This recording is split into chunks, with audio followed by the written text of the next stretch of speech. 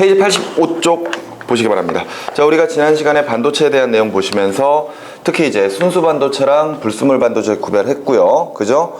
그러면서 순수 반도체보다 전류의 세기를 더 세게 만들 수 있는 불순물 반도체를 우리가 이제 좀 많이 사용을 하고 있다라고 이야기했었습니다. 그죠? 그러면서 이제 각각 자유전자의 수를 늘려준 N형 반도체랑 전공의 수를 늘려준 P형 반도체, 이렇게 이제 각각 구별을 좀 했었거든요.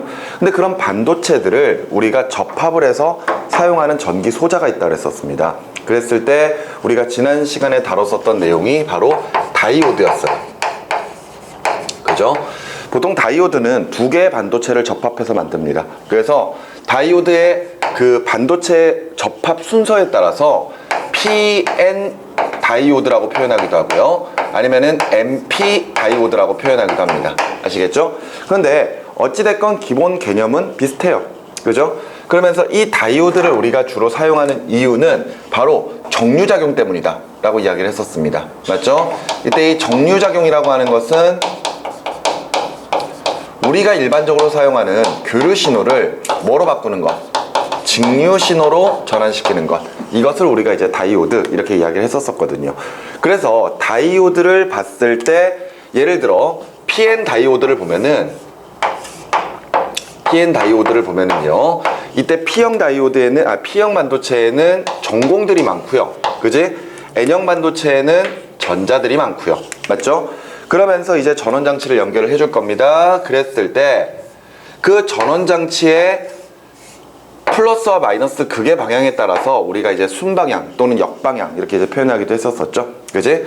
그랬을 때 P형 반도체 쪽에 각각 플러스 극을, 그리고 N형 반도체 쪽으로는 마이너스 극을 그려준 상태를 우리가 이제 무슨 방향? 순방향 이라고 이야기를 했고요. 이렇게 순방향으로 전압을 걸어주게 되면은 전자가 접합면을 통해서 P형 반도체 쪽으로 이동을 할 수 있다고 했었죠. 그지? 그럼 접합면을 기준으로 각각 자유전자와 전공이 이동하는 형태가 될 것이고, 그렇다면 우리가 봤을 때는 전자의 이동 방향과 반대 방향으로 뭐가 흐르는 것?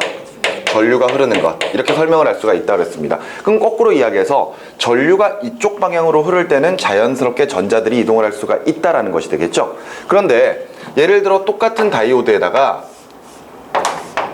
이번에는 방향을 역으로 걸어주는 거죠. 전압의 방향을. 그랬을 때 그 전압을 우리가 역방향이라고 이제 표현을 하게 되고요. 역방향으로 전압을 걸어주게 되면은 이때 양공이 P형 반도체에 있는 양공과 N형 반도체에 있는 전자의 이동 방향이 각각 서로 반대 방향이라고 이야기를 해버렸잖아요. 맞죠? 그러면은 이 접합면을 기준으로 전류가 통할 수 있다 없다? 없다. 쉽게 말해서 끊어진 회로랑 똑같다라고 이야기를 했었죠. 그러니까 전자의 이동 방향과 반대 방향으로 전류가 흐른다라고 가정을 했을 때 지금 이런 식으로 역방향을 걸어두게 되면은 왼쪽으로 흐르는 전류는 통과할 수 있다 없다? 없다. 이렇게 이제 이야기를 했었습니다. 그죠? 그렇기 때문에 우리가 사용하고 있는 요 교류전원 장치에다가 저 다이오드를 연결을 해주게 되면은 교류전원은 각각 전류를 오른쪽 또는 왼쪽으로 주기적으로 계속해서 바꿔준다 그랬었죠. 그랬을 때 한쪽 방향으로만 전류가 통할 수 있게끔 만들어주기 때문에 결과적으로 교류를 뭐로 바꿀 수가 있다? 직류로 바꿀 수 있다. 이렇게 이제 설명을 했었습니다. 그래프로 표현하면 이런 거죠. 전류의 방향에 따라 플러스 마이너스 이렇게 표현하고 교류 신호가 이런 식으로 될 때, 맞지? 우리가 다이오드를 사용하게 되면은 이때 다이오드에서는 한쪽 방향으로만 전류를 통과시키기 때문에 저 교류 신호가 모양이 어떻게 바뀔 것이다? 요렇게 바뀔 것이다. 맞죠? 이렇게 이제 선생님이 설명을 해드렸습니다. 그죠? 자, 그러면서 이제 다이오드는 보통 통과하는 방향 쪽으로 요렇게 기호를 그린다는 것도 참고적으로 알아두시기 바래요. 아시겠죠? 자, 그리고 나서 우리가 봐야 될 내용은 그 아래쪽에 나와 있는 발광 다이오드 LED입니다. LED 많이 들어보셨죠? 그제? 자, 우리가 요즘 어떤 빛을 내는 물체들에 많이 사용을 하고 있어요. 그죠? 특히나 대표적으로 TV 같은 거 많이 사용을 하고 있고요. 그 다음에 LED로 가지고 지금 현재 전광판 같은 것들을 만든다거나 또는 요즘 자동차의 헤드라이트도 LED로 만들고 있습니다. 그러니까 그 LED로 만드는 이유가 뭔가 장점이 있기 때문에 그런 것이겠죠? 그죠? 자, 그런데 이 LED라고 하는 것도 바로 우리가 보고 있는 저 다이오드의 한 종류예요. 그러니까 다이오드 중에서 빛을 낼 수 있는 다이오드를 발광 다이오드라고 읽고요. 그 다음에 이것들을 우리가 LED라고 이제 적고 있는 겁니다. 설명을 볼게요. 전도띠의 바닥에 있는 전자가 원자가 띠의 양공으로 떨어지면서 빛 에너지를 방출하는 다이오드, 이렇게 되어 있습니다. 그죠? 이렇게 한번 그림을 그려볼게요. 자, 전도띠가 있습니다. 전도띠가 있고요. 그 아래쪽으로는요, 원자가 띠가 있어요. 자, 일단은 기본적인 개념은 잘 잡고 있어야 됩니다. 우리가 이야기하는 이 반도체라고 부르는 물질들은요, 전자들을 채워나가다 보면은 가장 마지막에 채워진 전자의 띠, 그지? 그 띠를 우리가 이제 원자가 띠라고 표현할 것이고, 그 위쪽에 채워질 수 있는 띠를 전도띠라고 표현할 텐데, 원자가 띠가 꽉 채워져 있는 상태이죠. 그렇기 때문에 에너지 간격을 넘어서서, 그죠? 요 차이가 결과적으로 에너지 간격일 겁니다. 에너지 간격을 뛰어넘어서 전도띠로 전자들이 이동을 해야 될 것이다, 이렇게 이제 이야기를 했었습니다. 자, 근데 발광 다이오드 보세요. 앞서 설명드렸던 것처럼 전도띠의 바닥에 있던 전자들이 원자가띠의 양공으로 떨어질 거예요. 그 말은 뭘까요? 전도띠에 전자들이 이렇게 올라가 있단 말이에요. 그러면은 이 전도띠에 있는 전자들은 원래 원자가띠에 있던 전자들이 에너지를 흡수해서 위쪽으로 올라갔다라고 생각을 하셔도 되겠죠. 맞지? 근데 이런 에너지를 가지고 있는 전자들이 결과적으로 이동을 하는 과정 중에서 원자가띠로 떨어져 주는 겁니다. 그렇다면은 앞서 하나의 전자가 원자가띠에서 전도띠로 이동하기 위해서는 에너지를 흡수해야 되는 거죠. 맞죠? 근데 그와 반대로 전도띠에서 원자가띠로 전자들이 아래로 내려온다면요, 에너지가 더 작은 영역으로 내려오는 거니까 당연히 그만큼 에너지를 방출해야 될 겁니다. 맞죠? 근데 이 방출하는 형태가 결과적으로 빛의 형태란 이야기예요. 알았어? 자, 그래서 내용 보시기 바라요. 그림을 좀 보시기 바랍니다. 그러면 어찌됐건 이 각각 발광 다이오드도 우리가 아까 다이오드의 특성처럼 순방향으로 전압을 걸어줘야지만이 결과적으로 된다는 이야기예요. 알겠죠? 그러면서 그냥 단순하게 전자와 양공이 서로 간의 자리를 바꾸기만 하는 그런 현상뿐만이 아니라 많은 양의 에너지를 방출해 주는 거죠. 오케이? 그러면서 그 방출되는 형태가 빛의 형태로 나타나게 되는 것.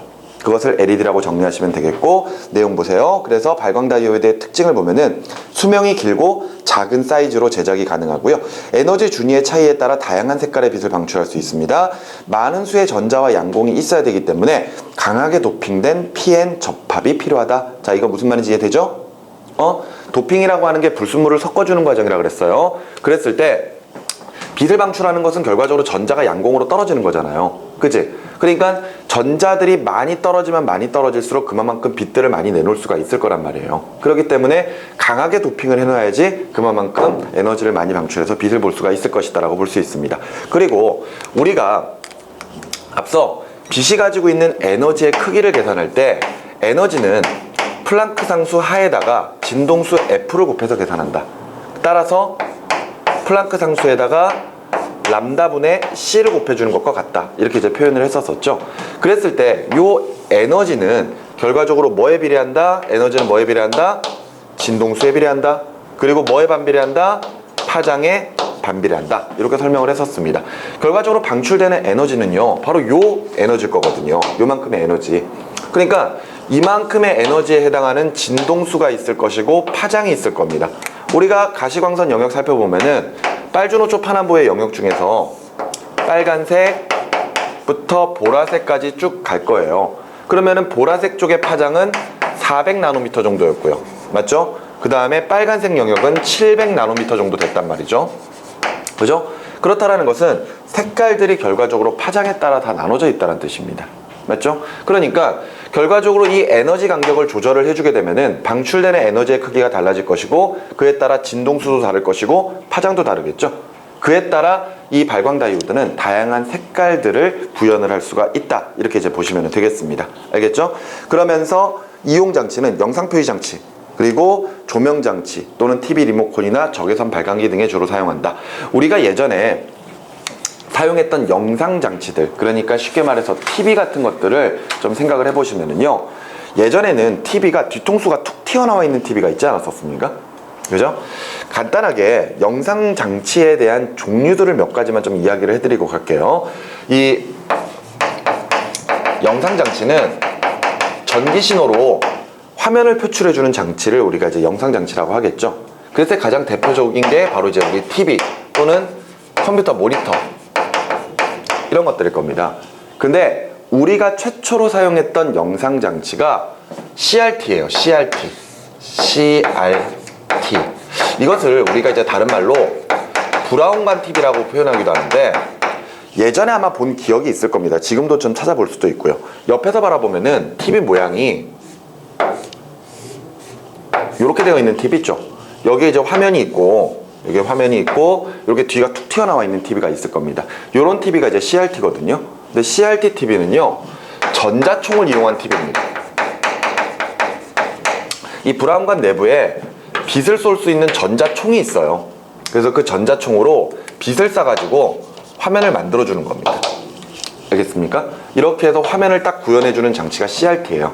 근데 이게 장점이 있어요. 어떤 장점이 있냐면은 직접 빛을 쏴가지고 영상을 만들어버리기 때문에 굉장히 구현 속도가 빠릅니다. 보통 이것을 응답 속도라고 하거든요. 신호를 줬을 때 얼마만큼 빠르게 화면을 표출하느냐? 근데 CRT는 그냥 말 그대로 빛을 쏴버리기 때문에 결과적으로 응답 속도가 굉장히 빨라요. 그런데 단점이 뭐냐면요, 일단 무겁습니다.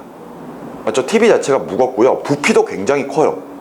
거기다가 CRT는 화면의 크기를 키워나갈 때, 우리가 이제 인치라고 하죠. 몇 인치 이렇게 TV 이야기 하잖아요. 그랬을 때 특정 인치 이상으로 크게 만들기가 좀 힘들어요.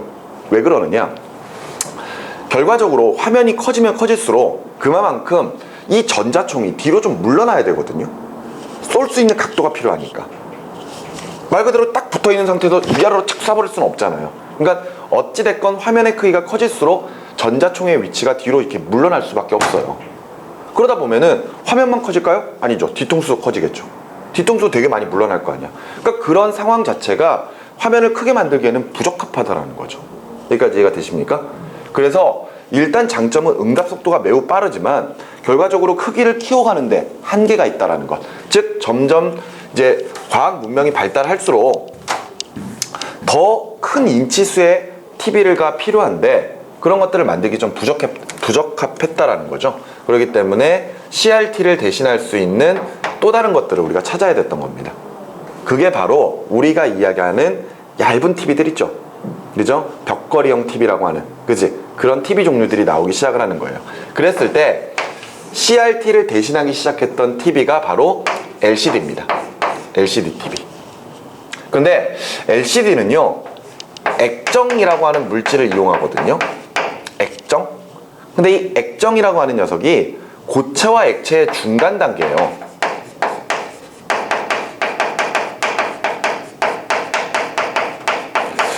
무슨 말이냐면요, 저 액정이라고 하는 게 액체거든요. 그런데 여기에다가 전류를 딱 흘려주면은 그 전류가 흘렀을 때 그 액정이 고체 결정으로 딱 바뀌어버립니다. 알겠니?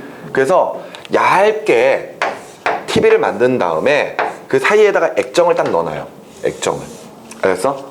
그런 다음에 이쪽에서 이제 전기 신호들을 주는 거거든요. 각각의 위치에다가. 그랬을 때 그 전기 신호가 걸리느냐 걸리지 않느냐에 따라서 빛이 통과하고 통과하지 않고 하는 현상들이 벌어집니다. 그래서 그것을 가지고 상을 구현하게 되고 앞쪽에 컬러 필터를 놓아가지고 색깔까지 구현하는 TV가 LCD예요. 알았어? 그런데 LCD는 단점이 뭐냐면요, 초기 LCD가 응답 속도가 느렸다라는 단점이 있습니다.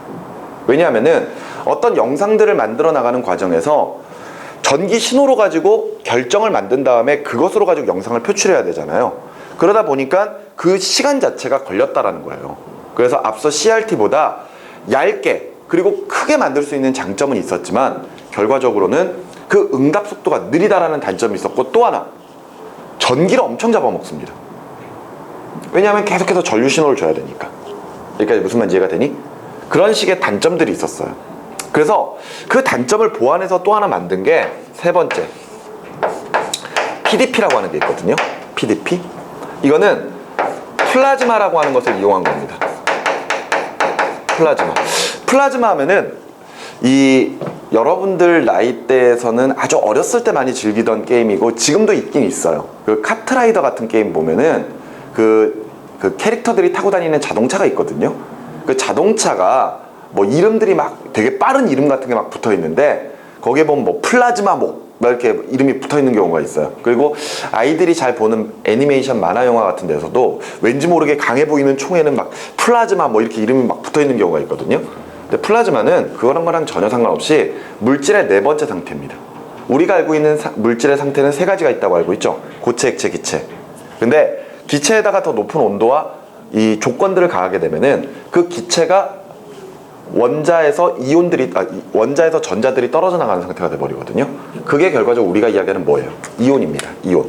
알았니? 그 이온 상태가 됐을 때를 우리가 이제 플라즈마라고 이야기하는 거예요. 그래서 그랬을 때 앞서 LCD 같은 경우에 액정이라고 하는 물질을 이용을 했는데 PDP는 플라즈마를 이용을 하거든요. 플라즈마. 그런데 그 플라즈마라고 하는 것들은 결과적으로 액정보다 응답 속도는 빠르고요. 저전압으로 만들어낼 수가 있었거든요. 하지만 화상이 그렇게 선명하지 않다라는 거. 이런 식의 단점들이 있었죠. 근데 앞서 이제 LCD나 PDP가 이제 보편화돼서 사용하기 시작을 했을 때 이때 두 개의 장점만을 묶어서 만든 게 바로 LED TV입니다. 바로 우리가 보고 있는 저 발광 다이오드. 그러니까 LCD 같은 경우에는요, TV가 예를 들어 요 칠판만 한다고 생각을 해보세요. 알았어? 그럼 이 칠판만한 백라이트가 필요합니다. 무슨 이야기냐면요, 칠판 뒤에다가 빛을 내는 그런 부분이 있어야 돼요. 그러니까 하얀색 판이 빛을 내고 있다고 생각하면 돼. 그러니까 이만큼의 판이 있어야 되거든, TV만큼의. 그리고 뭐 PDP도 비슷하고요. PDP는 뭐 백라이트도 있어야 될 겁니다, 얘도. 근데 LED 같은 경우에는 말 그대로 발광 다이오드를 그냥 사용을 해버려요. 그러니까 지금 여기 이 칠판이 TV라면은 이 TV에다가 저 발광 다이오드를 촘촘하게 박는 거예요. 촘촘하게. 그러면서 그 발광 다이오드의 특성이 아까 어땠어요? 굉장히 수명이 길면서 작은 사이즈를 나타내고 굉장히 밝습니다. 알겠습니까? 그리고 다양한 색깔들을 만들어낼 수가 있고요. 그렇기 때문에 LED는요, 같은 크기의 LCD랑 PDP보다 훨씬 더 선명하고요, 응답 속도도 빨라요. 왜? 빛을 직접 쏴버리는 거니까. 맞지? 거기다가 저전압이 가능합니다. 그렇기 때문에 지금 현재 우리가 저 가전 영상 그런 판매하는 데를 가보면은 LED TV를 주로 팔고 있는 이유가 바로 그것 때문이에요. 그러면서 요즘 뭐 풀 HD, UHD 막 이런 거 나오죠? 그게 LED가 개선이 되고 있기 때문입니다. 처음에 나왔던 LED도 다른 이런 영상장치를 만드는 것보다 훨씬 더 유리하게 영상장치를 제작할 수 있었지만 점점 시간이 갈수록 LED도 계속해서 변하거든요. LED도 계속 개발되는 거예요. 아마 요 용어 들어본 적 있지 않습니까? 아몰레드?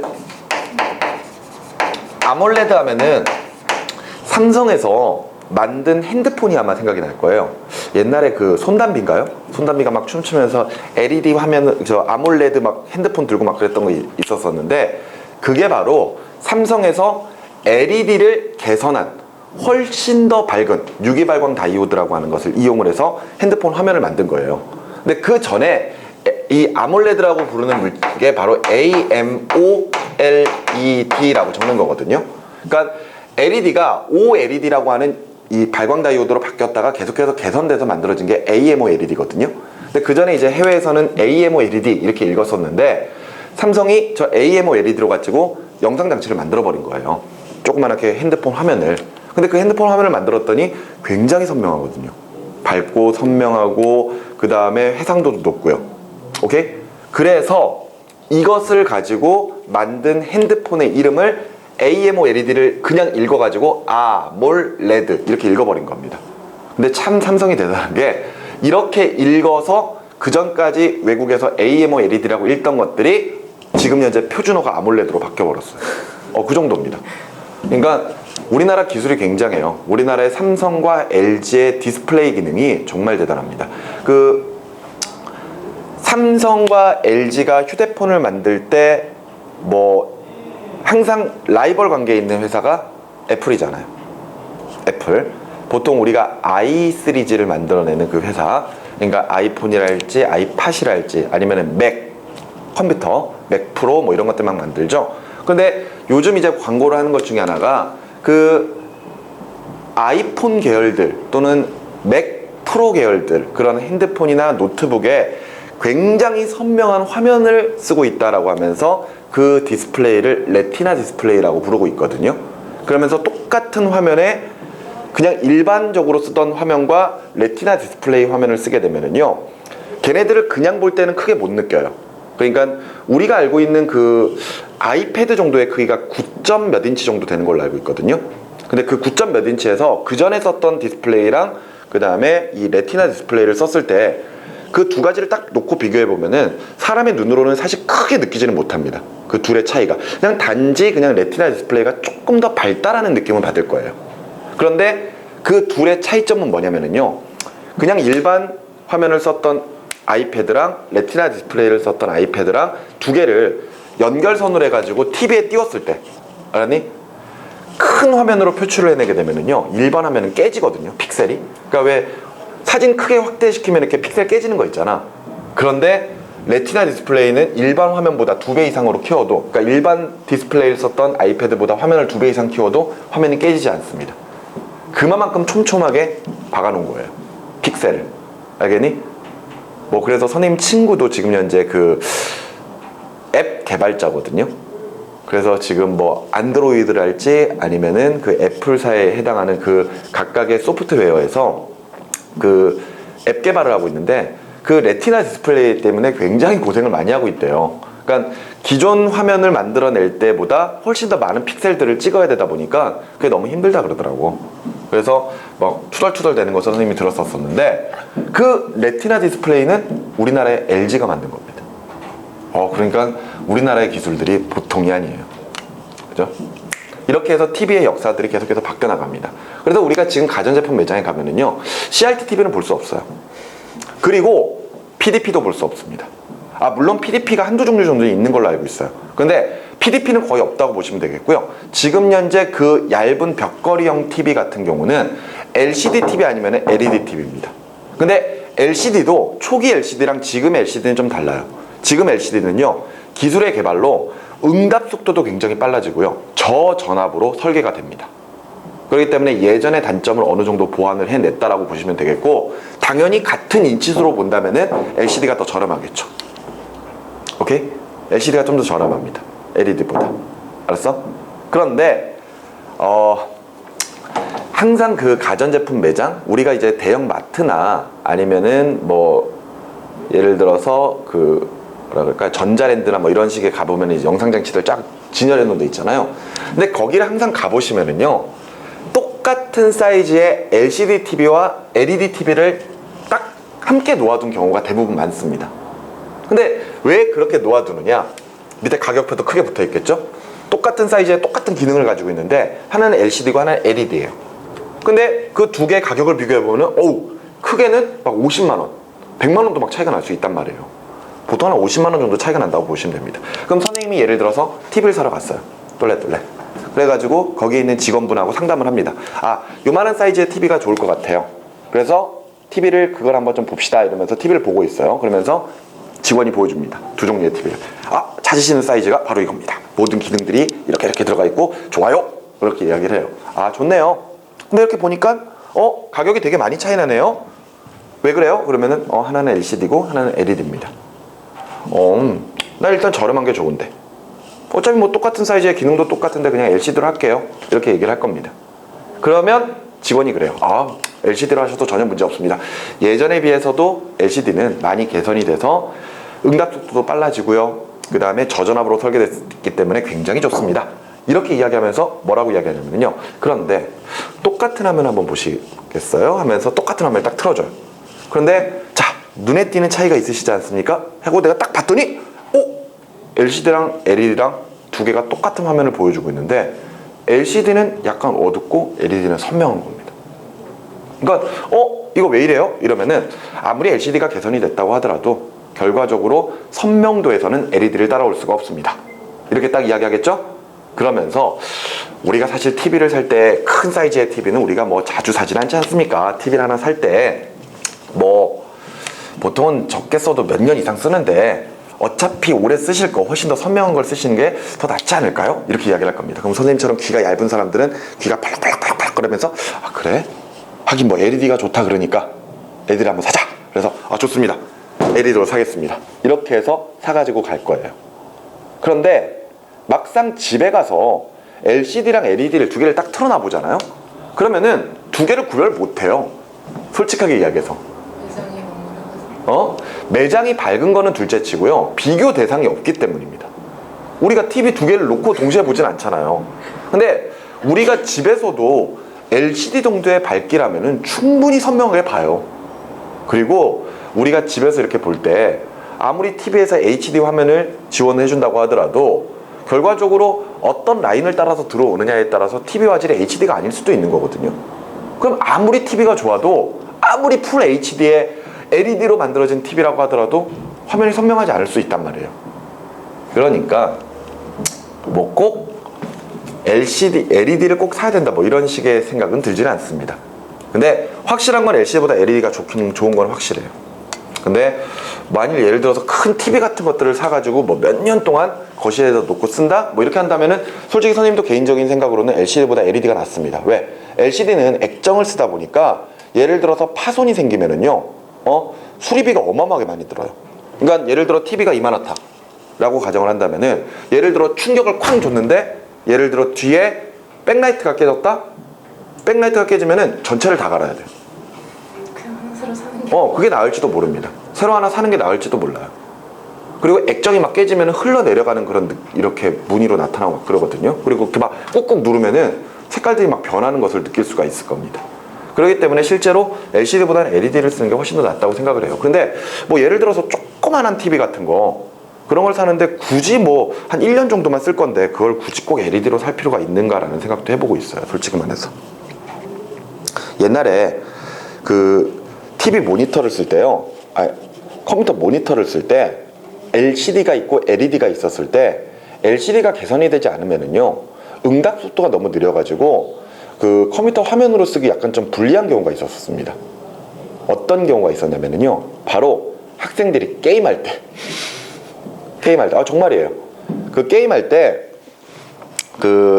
뭐 아까 선생님이 잠깐 카트라이더 뭐 이런 게임 이야기 했었었는데 왜 게임 중에서도 이렇게 막 2D로 그려져 있고 막 그렇게 복잡하지 않은 화면이 나타나는 것들이 있죠. 그런 것들은 그냥 그 LCD로 하든 LED로 하든 별 상관이 없습니다. 근데 왜 남자애들이 좋아하는 FPS 게임이라고 해서 총 들고 막 뛰어다니고 막 이런 게임들 있잖아요. 그러니까 전체 게임이 풀 3D로 구성이 되어 있는 경우, 그러니까 완전 입체적으로 CG로 다 구성되어 있는 경우, 그런 경우는요, 그런 하나하나의 것들을 세심하게 구현하기 위해서 결과적으로 많은 신호들이 가해지게 되거든요. 그러면은 LCD의 응답 속도가 느렸을 때는 내가 보는 화면이 결과적으로 약간의 차이를 두고 느리게 보여지는 화면일 수도 있어요. 그러니까 예를 들어서 두 명이 서로 총을 겨누고 땅 쏘는데 나는 저 사람보다 빠르게 쐈다라고 생각을 하는데 실제적으로는 저 사람이 먼저 쏴버린 그런 현상이 벌어질 수도 있습니다. 그래가지고 초기에는 LCD가 처음 나왔을 때는 그전에는 CRT를 주로 썼었어요. 그런 게임에서는. 그런데 이제 개선이 되니까 지금 현재는 LCD도 쓰고 LED를 써도 아무런 상관이 없는 거죠. 원래 지금 여기 부분에서는 영상장치를 설명할 필요는 없습니다. 우리가 뒤에 가서 뭐 액정에 대한 내용, 저 LCD에 대한 내용은 따로 한번 좀 다뤄보게 될 거예요. 근데 어찌됐건 LED라고 하는 것들을 영상장치에 이용한다 그랬을 때 왜 영상장치에 이용하고 있느냐? 그거는 각각의 시대별로 이런 식의 영상장치가 변해갔을 때 그 영상장치의 장단점이 있겠죠. 그랬을 때 그 장점들을 뽑아낼 수 있는 게 바로 LED였기 때문에 영상장치로 지금 쓰고 있다. 이렇게 이제 생각을 하시면 되겠습니다. 알겠죠? 자, 그럼 이제 넘어가셔서 페이지 86쪽에 트랜지스터를 보도록 하겠습니다.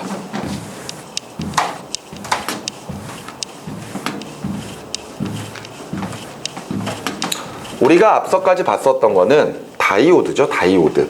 근데 다이오드는 반도체를 이용한 소자로서 반도체를 몇 개를 접합했었죠?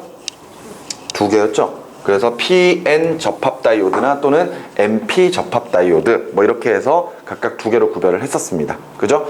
자, 다이오드는 그래서 주로 어떤 작용을 한다? 정류 작용을 한다라는 겁니다. 오케이? 자, 그런데 이제부터 보는 트랜지스터는요. 역시 반도체로 이루어진 소자예요. 그런데 이때 반도체를 3개씩 접합시켜 시켜서 만드는 그런 전기 소자입니다. 트랜지스터는요, 그 반도체의 접합 순서에 따라서 PNP형이나 또는 NP, N형 두 가지로 이제 구별을 합니다. 알았어? 그러니까 저 두 가지가 모두 가능한데 우리 교재에 나와 있는 PNP형 다이오드로 가지고 좀 설명을 해보도록 하자고요. 그러니까 PNP형 다이오드는 다이오드가 세 개가 접합되어 있어요. 세 개가 접합되어 있는데 양쪽에 이제 뭐가 P형이 그리고 사이에 N형이 들어가 있는 형태. 알았니? 이렇게 다이오드가 이렇게 세 개가 붙어 있는 경우가 바로 트랜지스터다. 이렇게 생각을 하시면 되겠습니다. 그런데 이 트랜지스터는요, 약간 도선이 복잡합니다. 그 도선이 어떻게 생겼는지 보여드릴게요.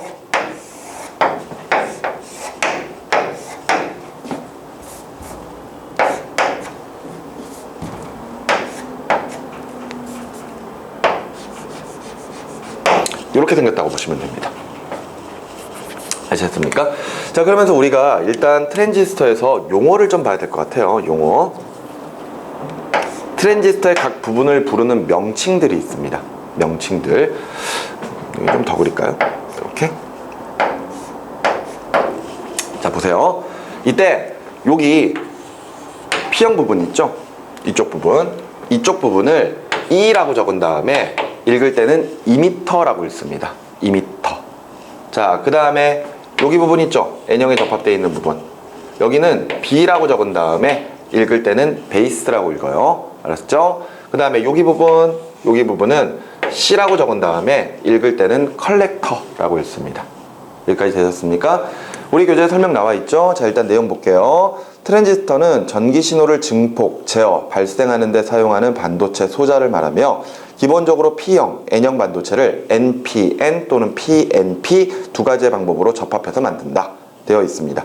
그러면서 이제 주로 교재나 문제집에서는 PNP형 다이오드를 많이 보고 있거든요. 일단 PNP형 다이오드가 좀 익숙해지고 나면은 그 다음에는 추가적으로 NP, N형을 조금만 다시 정리를 하시면 됩니다. 알겠죠? 일단 기준은 PNP로 갈게요. 그러면서 각 부의 명칭을 보시면은요, 트랜지스터의 양 끝 영역, 그러니까 이 부분과 이 부분을 각각 이미터와 컬렉터라고 부르고 있고요. 그리고 가운데 끼워져 있는 부분을 베이스라고 표현하고 있습니다. 그러면서 PNP 트랜지스터는 이미터와 베이스 사이의 순방향, 베이스와 컬렉터 사이에서 역방향을 걸어준 상태입니다. 그죠? 여기 보세요.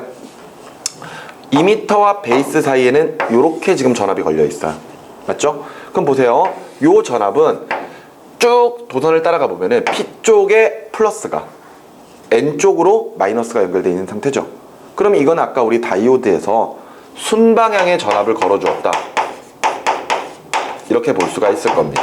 맞죠? 그런데 이 부분 볼까요? 이 부분도 지금 현재 전원 장치가 연결되어 있는데 도선을 쭉 따라가다 보면은 N형에 뭐가 플러스가, P형에 뭐가 마이너스가 연결되어 있습니다. 그럼 이거는 역방향이에요. 자, 우리 그림을 한번 좀 그려가면서 이야기해 볼까요? P형은 뭐가 많죠? P형은 전공들이 많죠? 여기에 전공들이 막 있어요. 그리고 여기도 당연히 전공들이 있을 거고요. 이해가 되나요? 그리고 N형 반도체에는 뭐가 많죠? 전자들이 많습니다. 맞습니까? 그러면은 먼저 이미터와 베이스 사이 보세요. 이미터와 베이스 사이. 여기와 여기 사이에서는 지금 현재 전압이 어떻게 걸려 있다? 순방향의 전압이 걸려 있다.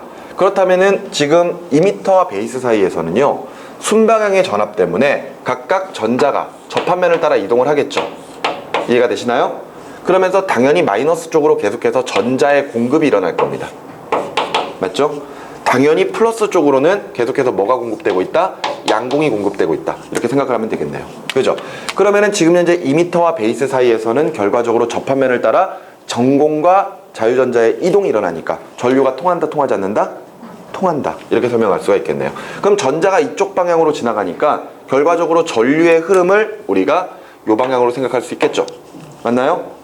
지금 현재 이미터와 베이스 사이에서는 전류가 흘러요. 그죠? 그러면서 당연히 이 부분으로 빠져나가게 될 겁니다. 그지? 자, 그런데 이번에는 베이스와 컬렉터 사이를 볼까요? 베이스와 컬렉터 사이. 그러면은 베이스와 컬렉터에 각각 역방향의 전압이 걸어져 있으면은 이때 전자는 플러스 방향으로 끌려가 버릴 겁니다.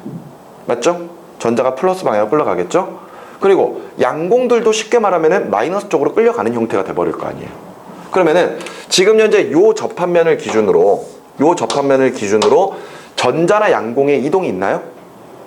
있어 없어? 없지. 무슨 말인지 이해가 되니? 그럼 여기는 전류가 통한다 통하지 않는다? 통하지 않는다. 이렇게 이제 우리가 볼 수가 있을 겁니다. 여기까지 이해가 되시죠? 그런데 우리가 베이스와 컬렉터 사이에 저항 또는 전기 제품을 걸어둬요. 그러면 지금 현재 저 베이스와 컬렉터 사이에 저항이나 또는 전기 제품 같은 것들을 걸어두게 되면요, 여기에 있는 전기 제품이 작동을 할까요? 당연히 안 하겠지. 무슨 말인지 이해가 되니? 여긴 절대 작동을 안 해요. 왜? 전류가 안 흐르니까. 맞지? 예를 들어 전류가 이쪽 방향으로 흐르든 이쪽 방향으로 흐르든 한쪽 방향으로 흘러줘야지만이 저항에서 열이 나거나 아니면 전기 제품이 작동을 하겠죠. 안 한단 말이야. 근데 왜 굳이 여기다가 전기 제품을 달아놓았느냐? 우리가 트랜지스터를 사용하는 곳을 보면은요, 트랜지스터는 두 가지로 사용할 수가 있습니다. 바로 스위치와 증폭작용을 하는데 사용을 할 수가 있어요. 스위치는 말 그대로 전기 제품을 껐다 켰다 하는 거죠. 그런 역할을 트랜지스터가 할 수가 있고요. 증폭작용은 키우는 거잖아요. 이때 예를 들어서 트랜지스터를 이용하면은 공급하는 전류보다 전류의 크기를 키워버리거나 아니면은 전력 자체를 키워버릴 수가 있습니다. 알았어? 그런데 그런 현상이 왜 일어나는지 이제 설명을 해드려야 되거든요. 자, 저 그림을 선생님이 여기다가 좀 옮겨서 다시 한번 좀 그려볼게요. 자, 보시기 바랍니다. 여기가 이제 P형, N형, P형이죠. 자, 도선이 지금 이렇게 연결되어 있어요. 도선이 이렇게 연결되어 있고, 이쪽이 어느 부분? 이미터. 그지? 이쪽이 무슨 부분? 베이스. 여기 부분이 어디? 컬렉터. 이렇게 이제 표현을 했었습니다. 이미터와 베이스 사이에서는 어떤 전압이 걸려져 있다? 순방이 걸려져 있다. 따라서 지금 현재 N형 반도체에 있는 전자들이 P형 반도체 쪽으로 이동을 하게 될 거거든요. 맞죠? 결과적으로 이렇게 이동을 하겠죠. 여기까지가 됩니까? 그러면서 P형 반도체에 있는 양공이 이쪽으로 확산이 일어나는 거지. 이해가 돼? 그런데 이때 전자가 이쪽 방향으로 흘러 들어간다면요, 전류의 방향은 이쪽 방향이라고 볼 수가 있겠네요. 그랬을 때 요 2m 쪽에서 공급되는 전류는 당연히 베이스 쪽으로 빠져나갈 겁니다. 그랬을 때 2m 쪽에서 공급되는 전류를 I2라고 할 거예요. 알았어? 2m에서 공급되는 전류. 그리고 베이스에서 빠져나가는 전류를 IB라고 할 겁니다. 됐습니까? 그런데 지금 베이스와 컬렉터 사이에서는 역방향이 걸려져 있잖아요. 그러면은 전류가 통해 안 통해? 안 통하거든. 그러면은 전기 제품으로 공급되는 전류는 나중에 빠져나갈 때도 항상 전하량 보존의 법칙에 의해서 전류의 크기가 변하면 안 되거든요. 그럼 당연히 이 경우에는 2m의 전류랑 베이스 쪽에 흐르는 전류랑 크기가 어떻다? 같다. 이렇게 이제 볼 수가 있는 겁니다. 여기까지 이해가 되시나요? 그런데 우리가 트랜지스터를 만들 때 세 개의 다이오드를, 세 개의 반도체를 연결을 하잖아요. 그런데 요 사이에 끼는 베이스 부분 있죠? 요 베이스 부분. 이 베이스 부분의 반도체는요, 굉장히 폭을 좁게 만들어 버립니다. 그러니까 지금 현재 그림에서도 보면은 PMP가 뭐다 일정 크기가 아니죠. 맞지? 그지? 가운데 있는 베이스 쪽에 반도체가 얇단 말이에요. 지금 우리는 PMP를 보고 있는데 만일 NP, N형이면은 가운데 P형 반도체가 역시 폭이 좁습니다. 알았어? 근데 이렇게 폭을 좁게 만드는 이유가 뭐냐면요, 여기 그림 다시 보세요. 얘가 지금 현재 양공이 이쪽으로 이동한다고 이야기했거든? 근데 양공이 이동하는 이유는 결과적으로 전자가 이 양공을 채워주기 때문이죠. 여기까지 무슨 말인지 이해가 됩니까? 그런데 이때 2m와 베이스 사이의 순방향을 미세하게 조절하기 시작을 할 거예요. 알았어? 즉 순방향의 전압을 키워가는 겁니다. 전압을 키워요. 전압을 키운다라는 이야기가 무슨 이야기냐면은, 전압을 키운다. 그만큼 더욱더 많은 수의 양공들을 공급하고 더 많은 수의 전자를 공급한다는 뜻이 되는 거거든요. 이해가 돼? 그런데 미세하게 전압을 증가를 시키다 보면은 점점 이쪽으로 지나가야 되는 양공의 수가 많아질 거 아니야. 맞지? 그러면서 당연히 공급되고 있는 전자들도 많을 겁니다. 이해가 되시죠? 위쪽으로 이제 올라가고 있는 전자들도 상당히 많겠죠? 여기까지 이해가 돼? 그런데 문제는 베이스 영역이 너무 좁아요. 그래서 여기에 쉽게 말하면 우글우글우글 되고 있는 거야. 그러다 보니까 어떤 현상이 벌어지냐면은 특정 전압 이상으로 증가를 시켰을 때 여기에 있는 양공이 N형 반도체로 확산이 되겠죠. 이해가 돼? 그러다가 여기가 너무 좁으니까 밀려나 버리는 거야, 이쪽으로. 알았어? 이쪽으로 밀려나 버리는 거야. 그래서 지금 현재 왼쪽에 있는 P형 반도체에 있는 양공들이 오른쪽에 있는 P형 반도체로 확산이 일어나 버리는 거죠. 근데 봐봐. 그 전에 요 P형 반도체의 양공들은 오른쪽으로 이동한다 그랬잖아요. 맞지? 근데 그 오른쪽으로 이동하는 이유가 이동하는 것처럼 보이는 이유가 여기에서 뭐가 공급됐기 때문에, 여기서 뭐가 공급됐기 때문에, 전자가 공급됐기 때문이거든요. 근데 문제는 마이너스 쪽에서 공급된 전자들이 양공들을 꽉꽉 채워버리면은요, 더 이상 전자들이 이동할 수 있는 양공이 없으니까 전류가 안 흐르는 거잖아. 이해까지 이해되지? 왜 우리 역방 걸면은 그런 이유 때문에 전류가 안 통한다 그랬잖아요. 그죠? 그런데 이런 식으로 지금 현재 양공들이 없기 때문에 전자 이동이 없는 거거든? 그런데 얘 봐봐. 지금 현재 이미터와 베이스 사이에서 전압을 조절하다 보면은요, 이때 양공들이 특정 전압 이상이 돼버리면은 N형 반도체 쪽으로만 확산이 되는 게 아니라 오른쪽에 있는 P형 반도체까지 확산이 돼버려요. 알았어? 그러면 또다시 여기에 뭐가 생기는 거야? 빈자리가 생기는 거지. 이해가 되니? 여기에 또다시 이렇게 빈자리들이 생기는 거잖아. 맞지? 그러면은 지금 이제 베이스와 컬렉터 사이에서 역방에 걸려져 있어요.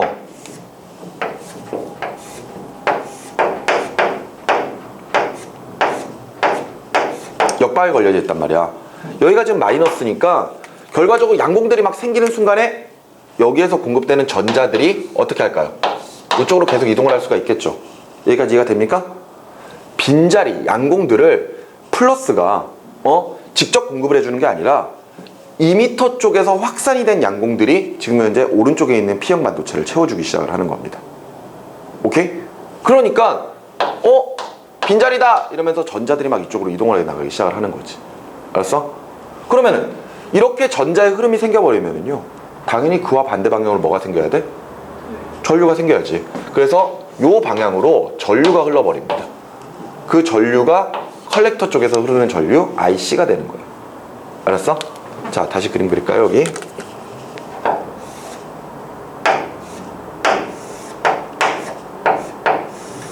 요렇게. 됐어? 그럼 선생님이 여기다가 전원 장치를 연결한다, 저항 같은 전기 제품을 연결한다 그랬잖아요. 그럼 이 전기 제품에 드디어 뭐가 흘러? 전류가 흐르지? 그럼 얘가 켜질 거 아니야. 맞지? 근데 다시 전압을 낮춰. 그러면 확산이 안 되지. 그러면 꺼져. 알았어? 이렇게 전압의 크기를 조정함으로써 전기 제품을 껐다 켰다 할 수 있는 게 바로 스위치 작용을 하는 트랜지스터입니다. 근데 네. 그 전공은 빈 공간이잖아요. 네.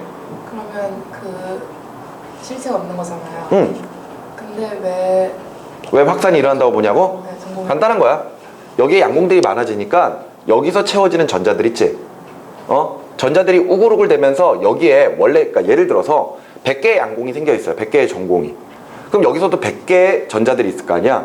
근데 100개의 전자들 한 번에 확 넘어가면 상관이 없지. 근데 여기 공간이 너무 좁으니까 100개가 있는 게 아니라 한 50개 정도밖에 없는 거예요. 50개 정도밖에. 그럼 50개가 넘어가는데 50개가 남지. 여기 있는 애들도 가자 막 여기 있을 거 아니야. 근데 여기 있는 전자들이 빈자리다! 촥! 그러니까 양공이 이렇게. 알았어? 우리가 어찌됐건 양공이라고 하는 것을 빈자리의 개념이 아닌 플러스 입자라고 생각을 해버리면은요, 저렇게 입자가 움직이고 있다라고 생각해버리면 더 쉬운 거야, 개념 자체가. 알았니? 그렇게 설명을 할 수가 있습니다. 오케이? 그래서 트랜지스터가 이 스위치 작용을 할 수가 있어요. 근데 보세요. 이때 2m 쪽에서 공급되는 전류가 각각 베이스와 컬렉터 쪽으로 빠져나가지 않습니까? 맞지? 그래서 아까 선생님 뭐라 그랬어? 만일 이 전류가 모두 이렇게 빠져나가 버린다면은 얘네 둘의 합은 어떻다? 얘네 둘은 어떻다? 같다. 근데 이제는 전류를 공급을 해주니까 여기와 여기로 나눠져 버리잖아요. 그렇다면은 이때 당연히 I2의 전류는 IB 베이스와 그 다음에 C 컬렉터 쪽에서 흐르는 전류의 합과 같겠죠. 여기까지 이해가 됩니까? 자, 그런 내용에서 거기 있는 두 번째 트랜지스터의 증폭작용을 보세요. 트랜지스터를 다음 그림과 같이 만들면 2m 영역의 양공이 베이스 영역으로 이동하여 소량은 전자와 재결합하고 대부분은 컬렉터 영역으로 이동한다. 무슨 말인지 이해되지? 확산된다는 뜻이죠. 그랬을 때 2m의 전류는 베이스의 전류와 컬렉터의 전류를 더한 것과 같다. 요거 됐지? 전하랑 보전의 법칙이 있어야 되거든요. 그런데 이때 베이스를 공통으로 했으므로 2m의 전류와 컬렉터의 전류는 거의 같은 값을 가진다. 이렇게 되어 있거든요. 이것을 쉽게 이렇게 생각하시면 돼요. 여기에 폭이 너무 좁으니까 여기서 공급되고 있는 전자들은 거의 이쪽으로 가지 못하고 대부분의 전자들은 이쪽에서 넘어간다는 겁니다. 알았어? 강제로 막. 무슨 말인지 알겠어? 그렇기 때문에 실질적으로 베이스의 전류랑 컬렉터의 전류를 더한 것이 2m의 전류라고 하더라도 베이스의 전류보다 컬렉터의 전류가 훨씬 더 클 수밖에 없어요. 알았어? 그리고 이 값은 거의 2m에서 공급된 전류와 같고요. 알았어? 전자들이 대부분 이쪽에서 막 넘어가 버린다고 생각하면 됩니다. 그런데 이때 2m와 베이스 사이에서 PN 접합에 대해서는 순방향이라 저항이 작고 베이스와 컬렉터 사이에서 NP에 대해 역방향이므로 저항이 크다라고 돼 있죠. 그러니까 원래대로는 얘는 정상적으로 전류가 흐르는 거잖아. 전류가 잘 흐른다는 것은 상대적으로 저항이 작다라는 의미로 쓸 수가 있거든요. 근데 반대로 역방향의 전압은 전류가 잘 안 흐르잖아요. 상대적으로 저항이 큰 거야. 무슨 말인지 알겠어? 근데 그 다음에 남아있는 옴의 법칙이라고 하는 게 V는 IR이거든요. V는 IR? 맞지? 그랬을 때 전류가 같을 때 저항이 클수록 전압도 크다. 그 말은 예를 들어 베이스 쪽과 컬렉터 쪽에 둘 다 똑같은 전류가 흘러나간다고 가정을 했을 때는 얘 저항 작지? 맞지? 얘 저항 크지? 이해가 돼? 그러니까 거기에 설명처럼 전류가 같을 때 저항이 클수록 뭐도 같다? 전압도 크다. 그런데 얘는 전류조차도 크잖아요. 맞지? 순방향보다 역방향은 저항도 커요. 맞죠? 저항 큰데 뭐까지 커? 전류까지 커. 그러면 얘도 크고 얘도 크면은 전압이 엄청나게 크게 걸리지 않을까요? 맞지?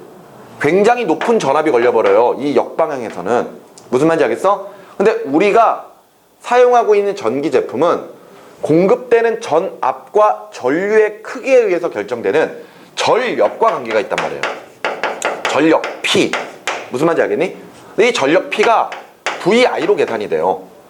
근데 앞서 봤던 것처럼 얘 전류 세게 흐르지? 전류도 큰데다가 뭐까지 커? 전압도 커. 그러니까 전력이 큰 겁니다.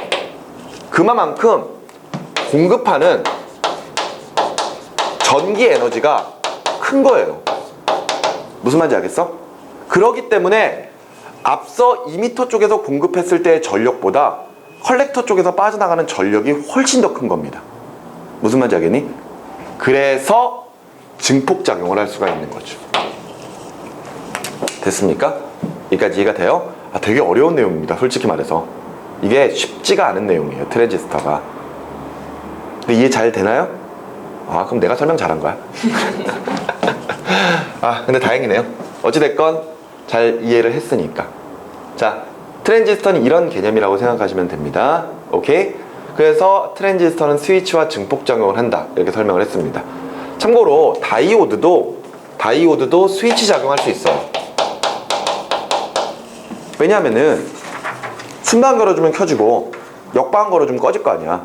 맞지? 그렇기 때문에 스위치 작용을 할 수도 있는데 어찌됐건 정말 중요한 작용은 정류작용이겠죠. 그리고 트랜지스터도 당연히 스위치 작용할 수 있다. 요거 미세하게 조절하는 거. 알겠지? 그럼으로써 증폭작용까지도 할 수 있다. 여기까지 정리하시면은 될 겁니다. 무슨 말인지 아시겠죠? 그래서 나중에 직접 회로라고 하는 디지털 논리 회로에서 이 트랜지스터가 스위치 역할을 해주고 또는 증폭작용을 해주고 그러는데 사용을 할 거예요. 알겠죠? 직접 회로라고 하는 것은 굉장히 작은 판에다가 여러 가지 전기 소자들을 막 꽂아가지고 만든 회로예요. 그런데 거기 회로에 이제 다이오드도 쓰고 트랜지스터도 쓰고 아니면 우리가 앞서 봤었던 발광 다이오드도 쓰고 그렇게 해가지고 회로도를 만든다. 이렇게 생각하시면 되겠습니다. 됐죠? 자, 이렇게 해서 선생님이 트랜지스터까지 설명을 해드렸습니다. 그런데 절대 쉬운 부분 아니에요. 알겠죠? 자, 내용을 다시 한번 좀 정리를 해 주시기 바라고요. 그리고 나서 뒤로 넘어가서 페이지 89쪽에 보면은 신소재가 나와 있습니다. 네? 뭐라고? 뒤에 액정 나와요. 뒤에 액정 나온다니까? 그래서 선생님이 미리 썰을 풀어 놓은 거예요. 지금 뭐 LED가 나왔으니까 왜 LED를 쓸까 그거 해가면서 액정까지 이야기를 해준 겁니다. 뒤에 가면 액정 나온다 그랬잖아 내가 아까. 그지?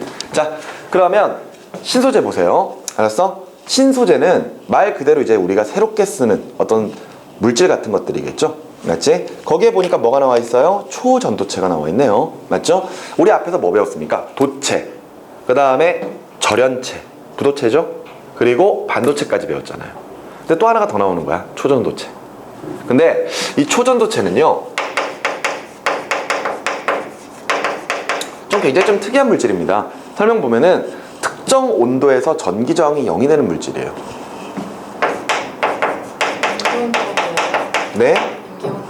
그랬을 때 그 특정 온도, 즉 저항이 0이 되는 온도를 임계 온도라고 부르는 거예요. 그랬을 때 특정 온도에서 뭐가 0이 된다고? 저항이 0이 되는 물질.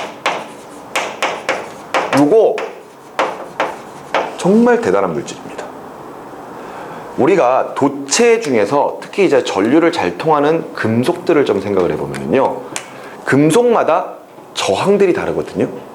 그때 당연히 저항이 작을수록 전류가 잘 통할 겁니다. 맞죠? 그런데 이때 그 저항이 작아서 전류가 가장 잘 통하는 금속이 바로 은이에요. 그리고 나서 그 다음이 구리, 그 다음이 뭐 알루미늄 뭐 이런 식으로 해서 쭉 가거든요. 그런데 아무리 저항이 작은, 전류가 잘 통하는 은이라고 하더라도 저항이 0은 아니거든요.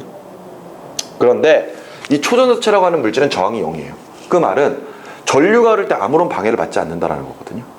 그러니까 100%의 전류가 공급될 수 있는 그런 물질이 초전도체입니다. 0에 가까운 게 아니라 진짜 0. 0이에요. 그냥 저항 자체가 그냥 0입니다. 그래서 우리가 이 초전도체가 온도에 따라 저항이 달라지는 그 그래프를 좀 살펴보면요, Y축이 저항이고 X축이 온도예요. 일반적으로 초전도체는 도체와 같은 특성을 가지거든요. 온도가 높아질수록 저항 자체가 커집니다. 근데 반대로 온도를 낮추다 보면은 특정 온도에서 저항이 0으로 바뀌어요. 그래서 그래프가 이렇게 나타나. 그래서 이런 그래프 나오면 무조건 초전도체입니다. 그러면서 요 온도가 바로 저항이 0이 되는 온도, 무슨 온도? 임계 온도, 이렇게 물으시면 돼요. 그러니까 임계 온도보다 온도가 더 낮으면 무조건 저항 자체가 0이 돼버립니다. 그렇다라는 거. 그래서 어떤 특징을 가지느냐? 전류가 흘러도 열이 안 발생해요. 저항이라고 하는 게 있기 때문에 열이 발생하는 거거든요. 우리가 이게 저항이라고 적는 거 있잖아, 이런 거. 이게 전류의 흐름을 방해하는 거란 말이야. 그 방해하는 동안이, 방해한다라는 게 결과적으로 전자가 이동하는 과정에서 각각 원자 핵과 같은 거에 충돌하기 때문에 일어나거든요. 그러니까 충돌의 횟수가 결과적으로 저항의 크기입니다. 근데 많이 충돌하면 많이 충돌할수록 그만큼 열 에너지가 많이 발생하거든요. 열이 발생한단 말이야. 근데 얘는 저항이 0이잖아. 그러니까 열이 전혀 발생을 하지 않아요. 따라서 전력 손실이 전혀 없는 송전선이나 또는 전기 에너지 저장 장치 같은 것들을 만들어낼 수가 있는 겁니다. 저항이 0이니까 손실 자체가 없어요. 알았어? 그러면서 강한 자기장을 만들어낼 수 있다? 이게 무슨 이야기냐면은 봐봐, 우리 앞에서 배웠던 것 중에 전류에 의한 자기장, 응? 거기다 직선도선, 원형도선, 솔레노이드 썼었죠. 특히 솔레노이드 같은 경우가 철심 같은 전류가 잘 통하는 이런 원통에다가 도선을 이렇게 감아놓은 거란 말이에요. 맞죠? 그러면서 여기다가 전원을 공급하잖아. 맞지? 그러면은 그 전류의 세기에 따라서 자기장이 형성되죠. 그러면서 그 자기장의 세기 B가 K, N, I라고 정해졌잖아. 근데 똑같은 전압을 걸어주어도요, 초전도체로 도선을 만들어버리면은 저항이 0이잖아. 100% 전류가 공급이 돼버리거든. 저항 자체가 아예 없는 거야. 그러니까 어마어마하게 강한 전류가 흐르면서 어마어마하게 강한 자기장을 형성을 시켜버릴 수가 있는 거죠. 그래서 우리 주변에서 이걸 어디에 쓰느냐? 우리가 사고 났을 때 병원 가서 전신 사진을 찍는 거 있죠? 두 가지가 있는데 CT랑 MRI라고 하는 게 있거든요. 근데 CT는 X선을 이용하는 거고 MRI가 바로 지금 우리가 보고 있는 초전도체를 이용한 자기장을 가지고 우리가 내부를 촬영하는 장비입니다. 알았어? 그런 것들을 만들 수가 있다. 그런데 초전도체에서는 뭐 임계온도라고 하는 개념도 중요하고 좀 전에 이야기했던 어떤 특징 같은 것도 중요하긴 하지만 특히 이제 문제에서 많이 다뤄지는 게 마이스너 효과예요. 선생님이 좀 전에 초전도체로는 강한 자기장을 만들 수가 있다 그랬죠? 그죠? 그때 만들어지는 강한 자기장은 외부입니다. 외부. 알았어? 그 초전도체로 만들어진 물질 외부에는 굉장히 강한 자기장이 형성돼요. 그런데 그 밑에 마이너스 효과 보세요. 임계온도 이하에서 초전도체 내부에 자기장이 아예 없어져 버리는 현상입니다. 알았니? 그러면서 외부 자기장을 가하면은 초전도체에서는 외부 자기장과 반대 방향으로 강한 자기장이 만들어져 자석을 밀어낸다라고 돼 있죠. 그지? 그러니까 외부는 강한 자기장이 만들어져. 근데 마이스너 효과라고 하는 것은 초전도체가 임계온도 이하가 돼버리면은요 물질 내에서 자기장 자체가 0이 돼버린다. 초전도체 내부에서. 알았어? 초전도체 내부에서 자기장이 0이 되기 때문에 이때 외부 자기장이 이렇게 생기잖아요. 오케이? 그러면은 얘는 그렇게 생기는 자기장을 밀어내는 방향으로 자기장을 형성을 시켜버린다는 겁니다. 알았어? 이렇게 보면은 자기장이 이렇게 가면은 여기가 지금 N극, 여기가 S극이죠. 그러면은 이 안에서 자기장을 이렇게 만들어버려요. 그래서 얘가 N극, 얘가 S극이 되어버립니다. 그러면 N극, N극, S극, X극 서로 마주보게 되죠. 밀어버려요. 알았어? 그 말은 이 마이스너 효과가 일어나는 초전도체는요 특정 온도, 그러니까 임계온도 이하여야지만이 가능하겠죠. 그 현상이. 그랬을 때 그 현상이 일어나게 되면은 이때 초전도체라고 하는 물질은 어떠한 자석의 극에도 항상 초전도체가 위에 떠 있습니다.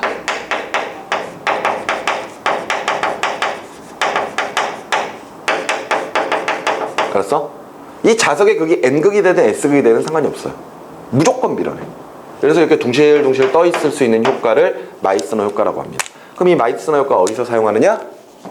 바로 자기부상 열차를 만들 때 사용을 할 겁니다. 아직까지는 우리가 자기부상 열차를 볼 수가 없죠. 근데 뭐 초등학교 교재를 선생님이 좀 보다 보니까 자기부상 열차의 원리를 자석으로 설명하고 있더라고요. 근데 자석을, 그러니까 쉽게 말하면은 레일에다가 자석을 깔고 그런 다음에 열차 아래다가 그와 같은 극으로 자석들을 쫙 배열을 해놓으면 이렇게 뜰 거라 이거잖아. 근데 너 있잖아, 자석 놔두고 그 위에 자석 딱 올려놓으면은 자석이 그냥 둥실둥실 떠 있니? 아니야, 튕겨버리든가 아니면 뒤집어져가지고 붙어버리지 않습니까? 자석은 자기 홀극 못 만든다 그랬죠. N극만, S극만 있을 수 없다 그랬잖아.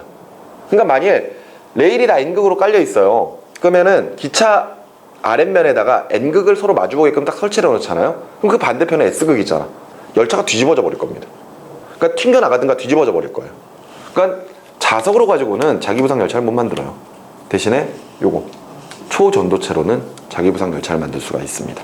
근데 우리가 앞서 쭉 살펴봤었던 내용에서는요 그 도체도 그렇고 절연체도 그렇고 그건 우리가 일반적으로 사용하는 물질인데 반도체도 우리가 사용한다 그랬잖아요. 근데 우리가 반도체를 사용하는 이유는 반도체가 왜 특정 온도에서 저항 자체가 작아지면서 이 전류가 통하는지를 알고 있기 때문이거든요. 왜 전류가 통하는지 그 원리를 알아. 우리 앞에서 배웠잖아. 반도체에서 전류가 통하는 이유. 그잖아. 허용된 띠랑 허용된 띠 사이에 금지된 띠가 작으니까. 그러면서 그런 조건들을 알고 있단 말이에요. 그렇게 어떤 결과를 알고 있는 상태에서 원인까지 알아요. 그러면 우리의 기술로는 그 원인을 조작을 해버릴 수가 있습니다. 그래서 예를 들어서 정말 어려운 조건 내에서만 일어나던 현상들도 그것을 조건을 변화시켜가지고 우리 일상생활에서도 그 조건들이 가능하게끔 만들어버릴 수가 있는 거야. 알았니? 그러니까 우리가 반도체를 쓰고 있는 거거든요. 근데 초전도체도 이런 현상이 일어나는 거 알아요. 이런 효과가 일어나는 것도 알고. 그래서 이걸로 가지고 자기부상 열차 만들 수 있다는 것도 압니다. 근데 못 쓰잖아. 왜냐하면은 보통 일반적으로 이 임계 온도가 영하 200도 이하거든요. 그런데 이때 얘가 영하 200도 이하에서 마이스너 효과가 일어나는 건 알아. 그러면 이걸로 가지고 열차를 만든다면 그 주변의 온도가 영하 200도 이하는 돼야 될 거 아니에요. 근데 그거를 지금 우리가 살고 있는 일상 생활에 평균적인 그 조건 내에서 일어날 수 있게끔 아직까지 연구가 안 됐기 때문입니다. 근데 그게 완벽하게 되면은 그 다음부터는 아마 자기 부상 열차뿐만이 아니라 아마 지금 길에 돌아다니고 있는 자동차나 이런 것도 다 띄워버릴 수 있을 거예요. 별 어렵지 않게. 그러니까 그런 것들이 아직까지 쭉 연구가 돼야 된다. 이렇게 이제 보시면 되겠습니다. 아시겠죠? 그러면 초전도체에서는 그 전자랑 원자의 충돌이 안 일어나요? 그런 거 없어. 그러니까 자세하게 들어갈 필요도 없어요. 그냥 나중에 문제 나오지는 거 보시면은요.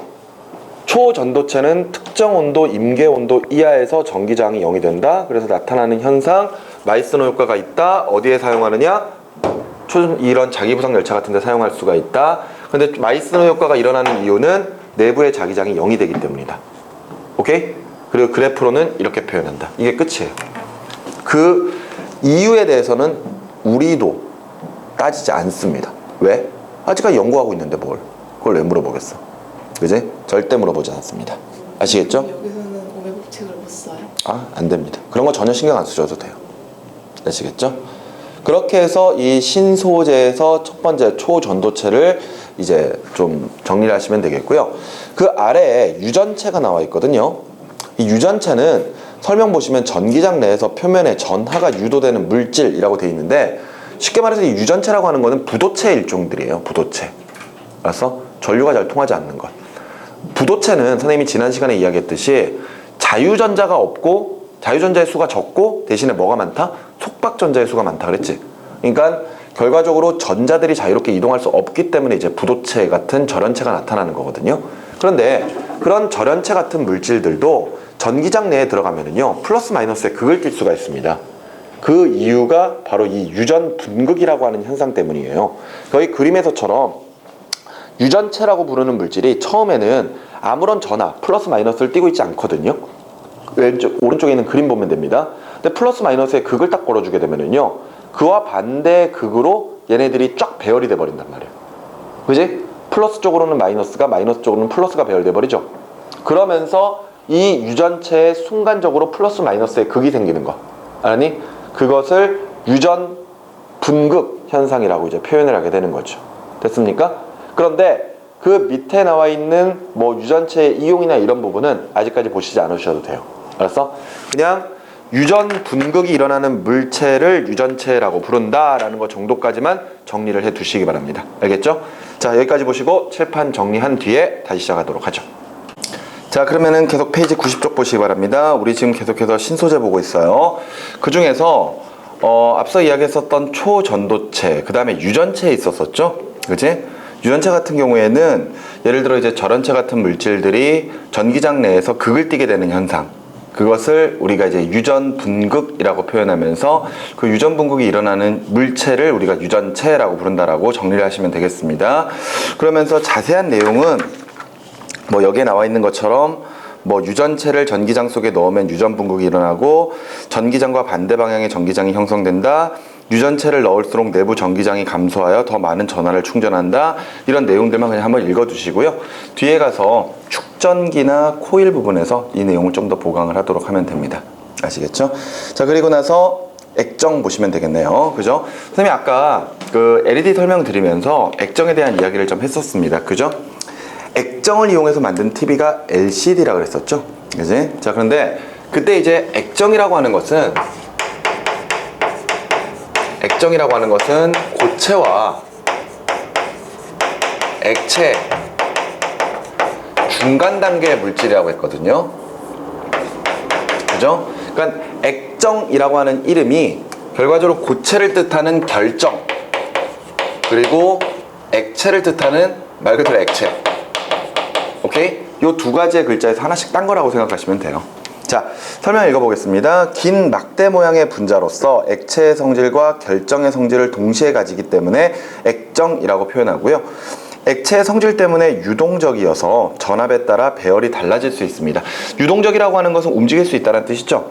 그죠? 그랬을 때 전압을 걸어주느냐 걸어주지 않느냐에 따라서 그 배열 상태가 달라질 수가 있다라는 거예요. 그러면서 설명 계속 봅니다. 자, 전압이 걸리지 않았을 때 액정 분자 배열은요, 전면 편광판에서 후면 편광판으로 갈수록 액정 분자의 배열이 90도 비틀어지도록 분포되게 되고요.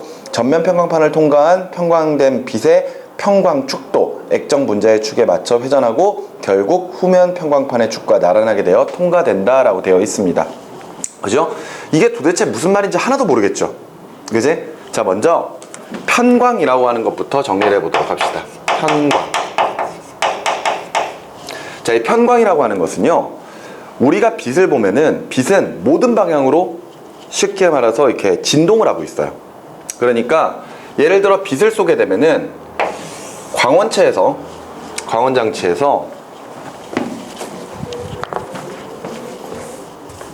광원장치에서 이렇게 빛을 딱 쏘게 되면은 빛의 진행 방향에 따라서 얘네들이 진동을 하면서 흔들린다. 진동을 하면서 진행을 하고 있단 말이에요. 그런데 예를 들어서 진동하는 게 이렇게 진동을 하면서 갈 수도 있지만, 예를 들어 요 노란색 선과 90도의 각도를 이루고 이렇게 회전하면서 갈 수도 있습니다. 알았어? 그러니까 지금 현재 각각 뭐 X축, Y축, G축 뭐 이렇게 생각하시면 됩니다. 그러니까 노란색의 빛은 지금 현재 Y축을 향해서 이렇게 진동을 하고 있는 것이고요. 플러스 마이너스로, 플러스 Y, 마이너스 Y로. 그 다음에 빨간색 선은 Z축을 통해서 이렇게 플러스 마이너스로 진동을 하고 있다고 생각하시면 돼요. 근데 지금 현재 빛은 이렇게 수직과 수평하게만 진동을 하는 게 아니라 모든 방향으로 다 진동을 하거든요. 그러니까 예를 들어서 요 중간으로도 진동을 하고, 알겠니? 이쪽으로도 진동을 하고, 그리고 이쪽으로도 진동을 하고, 이쪽으로도 진동을 하고, 그러니까 모든 방향으로 다 진동한다고 생각하시면 돼요. 앞에서 바라본다면은 빛이 요렇게도 진동을 하겠죠? 그죠? 그 다음에 요렇게도 진동을 하겠죠? 그 다음에 대각선으로도 진동을 하고, 또 다른 대각선으로도 진동을 한다는 겁니다. 됐죠? 이렇게 빛은 모든 방향으로 진동을 하는데, 이때 편광이라고 하는 현상은요, 빛이 모든 방향으로 진동할 때 한 방향으로만 진동하게끔 만든 빛, 예를 들어서 이렇게 노란색 방향으로만 진동하게 만든다든가, 또는 파란색 방향으로만 진동을 하게 만든, 즉 한쪽 방향으로만 진동하는 빛을 우리가 편광된 빛, 이렇게 이제 표현을 하게 됩니다. 아시겠죠? 근데 이런 편광된 빛을 만들 수 있는 게 바로 편광판이라고 하는 게 있어요. 편광판. 근데 편광판 하면은 이게 뭐지? 이렇게 생각될 수 있는데, 우리 요즘 영화관 가면은요, 3D 영화관 있잖아요. 3D 영화관에 가면은 이렇게 안경을 쓰죠. 안경을 쓰면은 사물이 입체적으로 보이는 것을 볼 수가 있을 겁니다. 맞죠? 그랬을 때 그 3D 안경에 있는 그 투명한 이 막 있잖아요. 막 안경 알. 그 알이 편광판이에요. 근데 이 편광판은요, 우리가 봤을 때는 그냥 이렇게 하나의 그냥 어떤 투명한 판처럼 보여요. 약간 색깔이 있거나 그럴 수도 있죠. 근데 색깔이 있는 이유는 조금 이따 설명을 해드릴게요. 하여튼 이렇게 판인데, 이 판에는 우리 눈에는 보이지 않지만 빛이 통과할 수 있는 틈이 있습니다. 틈. 그래서 예를 들어서 세로로 이렇게 틈이 만들어져 있기도 하고요. 아니면은 가로로 이렇게 틈이 만들어져 있기도 해요. 무슨 말인지 알겠습니까? 이랬을 때 거기에 있는 그림처럼 예를 들어서 광원장치에서 빛을 쏠 거예요. 광원장치에서 빛을 이렇게 딱 쏠 건데, 처음에 이 쏘아진 빛은 모든 방향으로 진동을 하겠죠. 이해되시나요? 자, 근데 이 앞쪽에다가 편광판을 놓아요. 그런데 이때 이제 편광판이 어떻게 지금 회전되어서 놓여 있느냐에 따라서 그 틈의 위치가 달라질 거 아니야. 그러면 이때 예를 들어서 이렇게 세로로 배열되어 있는 편광판을 앞에다 놓았습니다. 그러면은 이 빛은 편광판을 통과하는 동안에 위아래로만 진동하는 빛이 통과한다는 거예요. 알았어? 즉 이런 모든 영역 중에서 요 영역만 통과를 하는 겁니다. 그래서 이런 빛들을 우리가 편광된 빛, 이렇게 표현을 하게 되는 거죠. 됐습니까? 자, 그런데 말이죠, 우리가 지금 보고 있는 이 내용은 앞서 선생님이 설명드렸던 LCD TV의 원리입니다. 알겠죠? LCD TV의 원리. 자, 설명을 해드릴게요. 자, LCD TV의 원리는요. 오케이? 자, 일단 뒤쪽에 백라이트가 있어요. 그러니까 광원장치처럼 빛을 보내주는 장비가 있거든요. 알았어? 그러면서 그 앞쪽에 평광판이 하나 있습니다. 평광판 A라고 할게요. 알았어? 그리고 또 그 앞쪽에 평광판 B가 있습니다.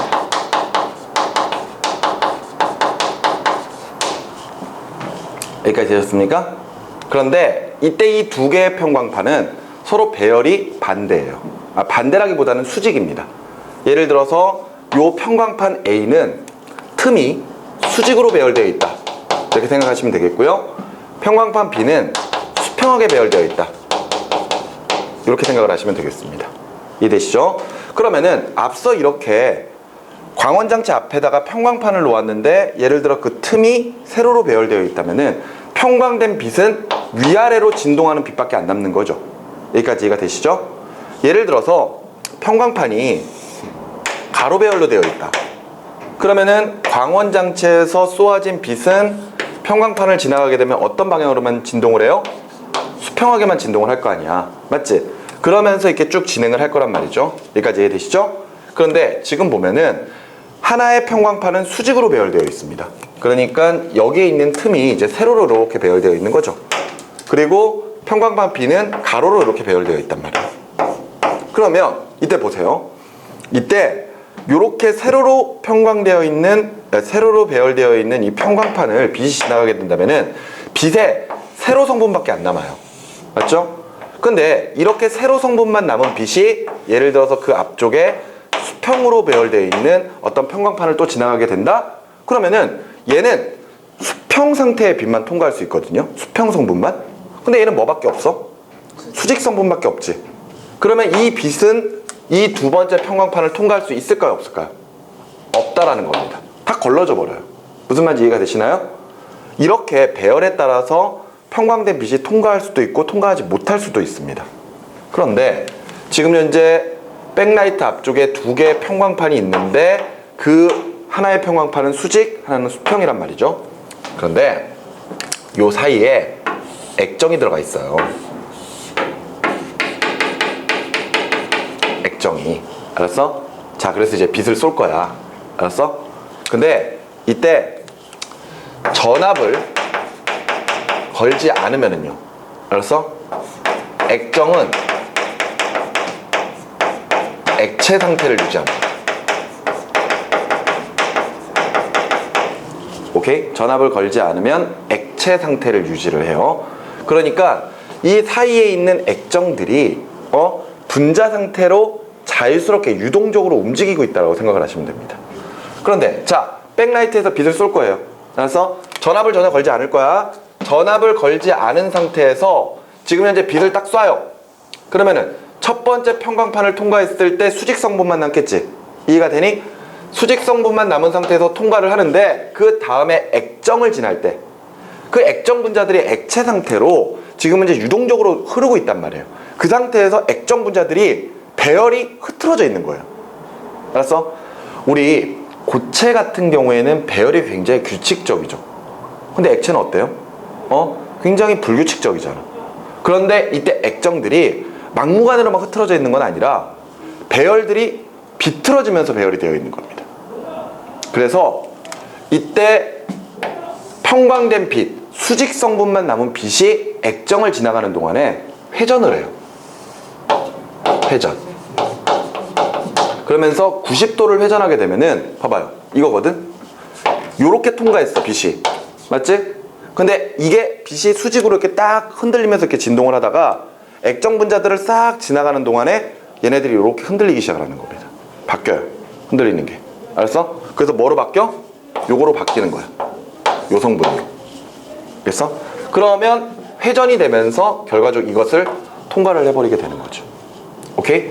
그러면은 지금 현재 액정에서 전압을 걸지 않았을 때 첫 번째 평광판을 통과한 평광된 빛은 계속해서 회전을 거듭해서 두 번째 평광판까지 통과를 해버릴 거거든요. 그럼 여기 빛들이 나오는 거지. 그지? 그럼 여기는 밝은 상이 나타나게 되는 거예요. 이해가 되시나요? 그런데 이번에는 전압을 걸어줄 거예요. 전압을 걸어주게 되면은 이때 액정은 고체 상태로 바뀝니다. 고체 상태로. 즉 배열이 일정하게 바뀌어요. 그러면 이때 빛을 쏘게 되면은 백라이트에서 쏘아진 빛이 평광판 A를 통과하는 동안 수직 성분만 남죠. 맞죠? 그런데 문제는 이때 배열이 액정 분자들의 배열이 일정하게 변하면서 이제는 빛이 회전을 하지 못하는 겁니다. 그럼 수직 성분만의 빛은 지나가다가 통과해 못해? 통과해 못해? 못하지. 맞지? 그럼 여기 부분은 빛이 나와야 안 나와요? 안 나오는 거야. 그렇기 때문에 이 부분은 당연히 어두운 상으로 보이게 되는 거죠. 여기까지 알겠습니까? 이게 바로 LCD의 원리예요. 저기 위에서 전압을 안 걸었을 때요. 그 액정을 통과하면서 빛이 그 회전한다고 하셨잖아요. 그러면 그 통과를 하면 그 방향이 되게 여러 가지가 나오는데 아니요. 그래서 통과하는 거예요. 뭐 그럴 수도 있고요. 보통 일반적으로 90도를 회전시킨다고 생각하시면 됩니다. 90도 정도. 그러니까 90도가 회전되면 이렇게 바뀔 거 아니야. 그러니까 그렇게 바뀐다고 생각하시면 돼요. 그리고 지금 막 너가 이야기했던 것처럼 액정 분자들이 빛을 비틀어 버릴 겁니다. 회전을 시킬 거예요. 근데 그 회전시키는 정도들을 조금씩 조절할 수 있어요. 그러면 예를 들어 완벽하게 90도로 조절을 시켜버리면은 수직 평광판을 통과한 빛은 100% 수평으로 지나가 버리겠죠. 수평 평광판을. 맞지? 근데 예를 들어서 45도만큼 회전을 시켰다? 그러면은 이렇게 비스듬한 빛이 나타나잖아요. 근데 이 비스듬한 빛 중에서 또다시 수평 성분만 통과를 하거든요. 그런데 그러다 보면은 예를 들어 100%의 수직 성분이 45도 기울어져서 통과를 하게 되면은 수평 성분은 100%가 되지 않습니다. 그거보다 줄어들어요. 그러니까 이런 거거든. 이거는 수학에서 이야기하는 건데 벡터 있죠, 벡터. 그러니까 크기와 방향성을 가지고 있는 값에서 예를 들어 이렇게 하나의 화살표를 X축과 Y축으로 나눠보면은 이때 X축, Y축에서 각각 이 화살표를 만들기 위해 X축은 요만큼, Y축은 요만큼의 성분이 필요하거든요. 그러니까 예를 들어서 빛이 이렇게 진동을 해요. 그럼 이 빛 중에서 요만큼만 통과를 하는 거야. 근데 이거 길이 그대로 내려보면은 실제 길이는 여기까지란 말이에요. 맞죠? 그러니까 양이 이만큼 줄어드는 거야. 그러니까 결과적으로 빛을 얼마만큼 회전시키느냐에 따라서 통과되는 빛의 양이 다른 거죠. 그럼 더 어두워지는 거예요. 그렇죠. 그러니까 예를 들어서 90도만큼 회전을 시켜버리면 100% 통과하니까 밝은 상이 나올 거고, 아예 회전을 시키지 않으면 아예 통과를 못하니까 완벽하게 검은색 상이 나타날 거예요. 근데 중간 정도 회전을 시켜버리면 밝은 색과 어두운 색의 중간 정도의 밝기로 나타난다고 보시면 됩니다. 그래서 TV 화면에서 다양한 밝기들을 구현을 하는 거예요. 여기서 이야기하는 건 색깔이 아닙니다. 밝기예요, 밝기. 알았어? 그래서 밝은 상과 어두운 상 이렇게 해서 만들어내면서 이 앞쪽에다가 이제 색깔을 나타낼 수 있는 컬러 필터를 놓아가지고 거기를 통과하게 되면은 색깔이 나타나고 뭐 어떤 색깔이 나타나느냐를 조절을 해가지고 영상을 만들어 나가기 시작을 하는 거죠. 알겠습니까? 이게 바로 우리가 보는 LCD의 원리예요. 자, 그런데 어찌됐건 이 LCD는요, 앞서 이야기했던 것처럼 액정을 이용하거든요. 이때 빛이 모든 방향으로 진동을 하는데 그 중에 한 방향으로만 진동시키는 평광된 빛을 평광판이 만들어줬을 때 이때 액정 분자들의 배열에 따라 비틀어 버릴 수 있느냐 그러지 못하느냐에 따라 두 번째 평광판을 통과하고 통과하지 못하고에 따라 각각 밝기의 변화를 일으킬 수 있는 그런 것들이 바로 요 LCD다 이렇게 생각하시면 되겠습니다. 그래서 그때그때마다 전압 걸고 걸지 않고 이 부분들이 생겨야 되고, 그지? 그것들이 또 배열되고 배열되지 않고 이런 현상이 필요하니까 응답 속도가 느렸던 초기 단점이 생겼던 거예요. 아시겠나요? 이렇게 해서 우리가 신소재에 관련된 내용을 액전까지 해서 정리를 해봤습니다. 전압이 걸렸을 때는 뒤틀어져 있던 액정 분자들이 전압 방향을 따라 한 방향으로 배열돼 버리고, 이때 전면 평광판을 통과한 평광된 빛의 평광축은 변하지 않고 후면 평광판의 평광축과 수직하기 때문에 통과할 수 없다라는 것. 알겠지? 선생님이 아까 이 평광판을 3D 영화에서 사용한다 그랬죠? 근데 그 입체 영화에서 사용하는 이유가 뭐냐면요, 우리가 이제 안경을 벗고 그 3D 영화를 딱 보면은 상이 두 개가 겹쳐서 보일 겁니다. 약간 좀 흐릿하게. 맞죠? 근데 그 상 두 개가 하나는 빛을 수직하게만 보내는 거고 하나는 수평하게만 보내는 거예요. 근데 우리 눈은 모든 빛들을 다 받아들이기 때문에 두 가지가 동시에 들어오거든요. 그러니까 결과적으로 두 개의 그 상으로 보이게 되는 거죠. 겹쳐서. 그런데 예를 들어 우리가 안경을 쓰게 되면은요, 3D 안경에서는 한쪽 알은 수직, 한쪽 알은 수평이에요. 그렇게 평광판이 되어 있어요. 그러니까 눈에 각각 정보가 따로따로 들어오는 거죠. 근데 그렇게 따로따로 정보가 들어오면은 사람은 그 신호, 전기 신호를 가지고 영상을 하나 만들어낼 때 착각을 하거든요. 그래서 그 두 가지의 영상이 서로 입체적으로 생겼다, 떨어져 있다라고 판단을 해버립니다. 그렇기 때문에 우리가 그 안경을 쓰게 되면은 그렇게 입체적인 모습을 볼 수가 있는 거예요. 아시겠습니까? 그렇게 3D 영화관에서 쓰는 안경에서도 입체 3D를 볼 때 쓰는 안경에서도 사용을 하고 있고요. 또 하나가 선글라스도 사용합니다. 선글라스도 이렇게 빛 반사도 줄이고 그러잖아요. 선글라스. 근데 그것도 평광판의 구조로 되어 있어요. 그래서 보통은 빛이 지면에 이렇게 탁 반사돼 가지고 되돌아오면은요, 이때 거의 수평성분만 남거든요. 반사되는 면과 같은 방향으로 진동을 한단 말이에요. 그래서 예를 들어서 선글라스에 아래 평광판을 넣고 평광판을 세로로 이렇게 만들어 놓으면은 그 빛들이 아예 안 들어오겠죠. 맞지? 그렇게 해서 빛의 양을 조절을 할 수도 있습니다. 알겠습니까? 뭐 그런 것들이 뭐 평광에 대한 내용들이다 라고 정리를 하시면 되겠습니다. 이렇게 해서 우리가 이제 원자의 구조와 반도체에 관련된 내용들은 정리를 다 해 보았습니다. 됐죠? 아마 나중에 여러분들이 실제 그러니까 교과서나 아니면은 외부 교재들을 살펴보시면은 이 LCD의 원리가 조금 더 자세하게 나와 있을 수도 있어요. 근데 어찌됐건 개념은 이렇습니다. 개념은 이 정도로 끝내두시면은 충분히 내용 보고 우리가 이해할 수가 있을 거예요. 되셨죠? 자, 그러면 그 해당하는 문제들 좀 풀어보시기 바라고요. 그리고 나서 우리 페이지 92쪽으로 넘어가서 이제 파동의 성질과 음파에 관련된 내용을 보도록 하겠습니다.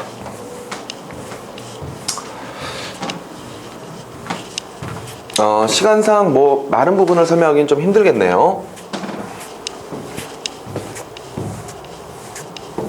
그러면 이제 파동의 성질과 음파를 들어갈 건데, 일단은 뭐 이번 시간에는 간단하게 파동에 대해서만 좀 정리를 하도록 하겠습니다. 아시겠죠?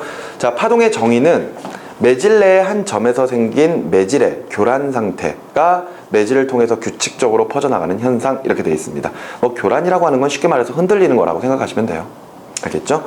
그랬을 때 그 파동이 처음 시작한 지점을 우리가 파원이라고 부르고요. 이렇게 파동이 전달되기 위해서는 하나의 물질이 필요합니다. 그 물질들을 우리가 매질이라고 표현을 하고 있죠. 그지? 자, 그래서 우리가 파동에서는요, 일단 파동의 이제 내용에서 정의, 그러니까 어떤 내용들의 정의를 정리할 때 파원, 잘 생각하셔야 됩니다. 파원, 파동이 시작한 지점. 예를 들어서 잔잔한 호수에 돌멩이 하나 딱 떨어뜨리면 거기서부터 파도가, 물결이 이렇게 일렁일렁거리죠. 그래서 그 돌멩이가 떨어진 지점이 파원이라고 생각하시면 되겠고요. 지진이 발생할 때도 지하 깊은 곳에서 충격이 빵 가해지는 부분이 있거든요. 그 부분이 바로 지진파가 시작하는 진원, 바로 파원입니다. 아시겠죠? 그리고 지금 현재 또 뭐가 있었어요? 매질이라고 하는 게 있었죠. 그지? 매질은 파동을 전달해주는 물질.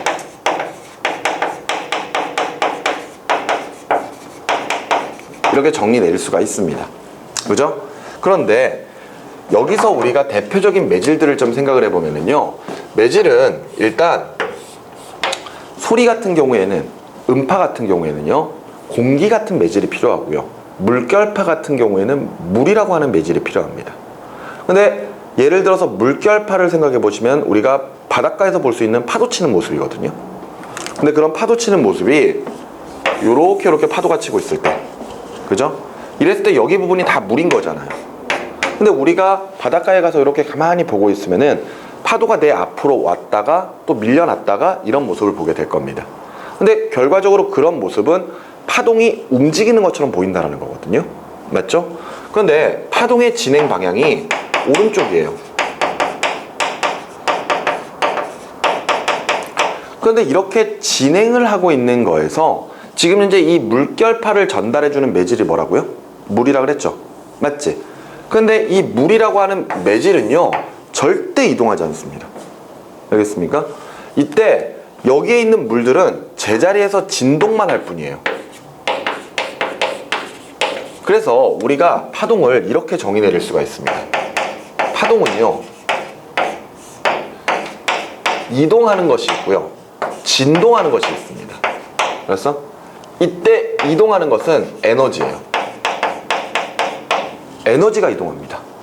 그리고 진동하는 것은 매질이에요. 알았어? 앞서 이야기했던 것처럼 우리가 파도 치는 모습을 보면은 물이 우리 쪽으로 오는 것처럼 보인단 말이에요. 하지만 실질적으로는 물은 제자리에서 진동만 해야 됩니다. 예를 들어서 파도 위에 공이 하나가 이렇게 떠 있어요.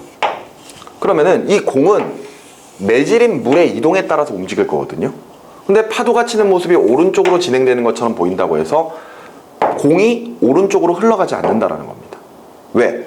물과 함께 공이 이동을 하기 때문에 물은 요 지점에 있는 물이 잠시 뒤면은 아래로 내려갔다가 다시 위로 올라오는 모습을 반복하게 될 거거든요. 그러니까 결과적으로 공도 움직이는 방향이 아래로 내려갔다가 다시 위로 올라왔다가 이런 식의 모습만 반복을 하게 될 겁니다. 아시겠죠? 매질은 절대 이동하지 않는다는 사실을 꼭 기억하셔야 돼요. 근데 안 그렇잖아요. 우리 일상생활에서 파도 치는 거, 공 떠 있는 거 보면 공이 내 앞으로 굴러오기도 하고 저 멀리 떠내려가기도 하잖아. 맞지? 근데 그거는 지금 우리가 보고 있는 파동이랑은 상관이 없습니다. 아시겠죠? 그게 아니라 예를 들어 바닷가에서 공이 물 위에 떠 있는데 그 공이 나한테 가까이 온다든가 더 멀리 떠내려간다든가 이러는 것들은 파동의 진행 방향에 해당하는 물의 매질의 이동 방향 때문이 아니고요. 예를 들어서 그 주변에 파도나 바람이나 또는 물도 일정한 흐름을 가지는 경우가 있잖아요. 해류. 그런 해류의 흐름 때문에 공들이 떠내려가기도 하고 내 쪽으로 밀려오기도 하고 그러는 겁니다. 근데 그런 것들을 다 무시해버린다면요, 이때 공은 계속해서 제자리에서 위아래로만 움직여야 돼요. 왜? 매질이 그렇게 움직이니까. 무슨 말인지 알겠니? 이해돼? 자, 그리고 나서 앞서 우리가 저 파동을 전달해 줄 때 매질이 필요하다고 그랬습니다. 근데 우리는 또다시 파동을 두 가지로 나눌 수가 있어요. 뭐로 나눌 거냐면은 탄성파랑 전자기파, 이렇게 두 가지로 나눌 겁니다. 근데 이 탄성파랑 전자기파로 두 가지로 구별하는 것은요, 매질의 존재 여부입니다. 이때 탄성파는 매질이 꼭 있어야지만 전달되는 파동이에요. 근데 전자기파는 매질이 없어도 전달되는 파동입니다. 알겠니? 우리가 알고 있는 파동의 종류 중에서요, 빛 있죠, 빛. 빛도 파동이거든요. 빛만 전자기파입니다.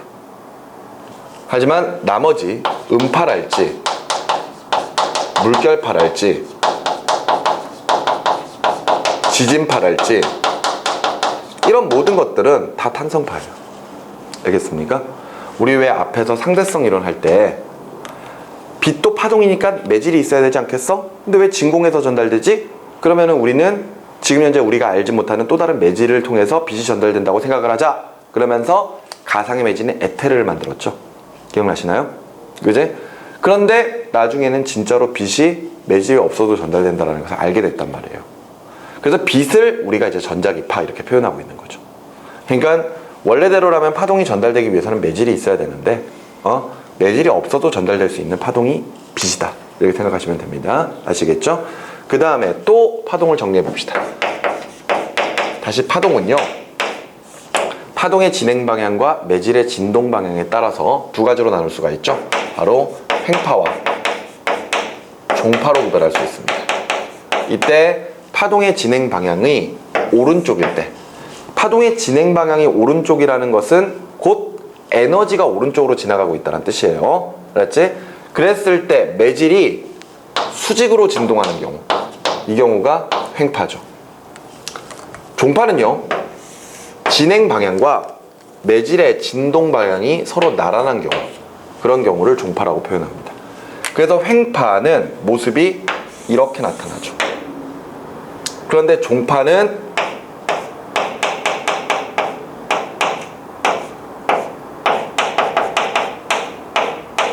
이렇게 나타나죠. 알았어? 그래서 횡파는 높은 곳과 낮은 곳이 생기기 때문에 각 다른 표현으로 고접하라고 하기도 합니다. 고접하. 됐나요? 그런데 종파는요, 빽빽하게 모이는 지점들이 있고요, 펼쳐지는 지점들이 있습니다. 이때 빽빽하게 모이는 지점을 밀한 지점, 펴지는 지점을 소한 지점, 이렇게 표현하거든요. 소한 지점과 밀한 지점이 반복이 됩니다. 그렇기 때문에 종파는 다른 표현으로 소밀파라고 표현하기도 합니다. 됐죠? 이런 내용들로 우리가 이제 파동들을 쭉 정리를 해 나갈 거예요. 알겠죠?